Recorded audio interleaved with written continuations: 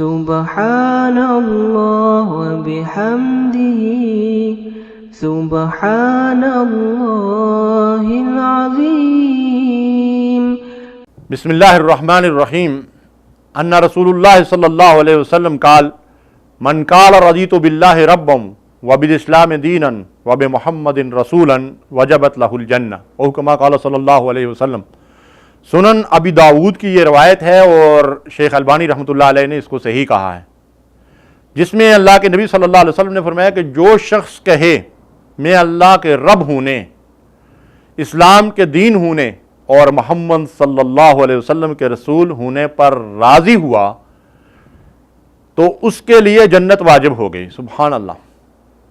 غور کیجئے اس بات پہ کہ جب آدمی اس بات پہ راضی اور خوش اور مطمئن ہے کہ اللہ اس کا رب ہے تو پھر ساری زندگی عقیدہ توحید پر قائم رہے، جیسا کہ فرمایا ان الذین قالوا ربنا اللہ ثم استقاموا۔ جب ایک شخص کہتا ہے کہ اللہ میرا رب ہے تو پھر اس پر استقامت اختیار کرے، پھر وہ اللہ کے سوا کسی اور کو رب نہ بنائے، پھر اس رب کے سوا کسی اور کو حاجت روا اور مشکل کشا نہ سمجھے، پھر کسی اور کو نفع نقصان کا مالک نہ سمجھے، پھر کسی اور سے دعا و فریاد نہ کرے، اور اسی اللہ سے لو لگائے، اسی پہ توکل و بھروسہ کرے، اسی کی بندگی اور غلامی کرے اور اسی کے حکم کی اطاعت کرے اور اس کی نافرمانیوں سے اپنے آپ کو بچائے، وہی شخص اللہ تبارک و تعالیٰ پہ راضی اور خوش ہوگا۔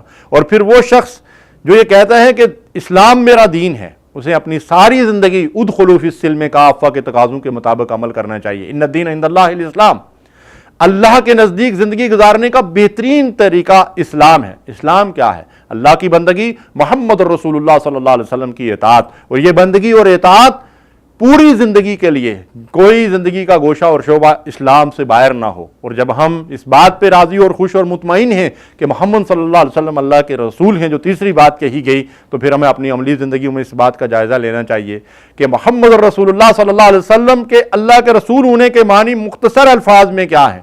وَمَا آتَاكُمُ الرَّسُولُ فَخُذُوهُ وَمَا نَهَاكُمْ عَنْهُ فَانْتَهُوا۔ جو کچھ رسول نے دیا اسے مضبوطی سے تھام لو، اور جس سے رسول نے منع کیا اور روکا اس سے باز آ جاؤ اور رک جاؤ۔ اللہ تعالی ہمیں ان چیزوں پر عمل کی توفیق دے۔ اللہم صلی علی سیدنا محمد وعلی آلہ وصحبہ وسلم۔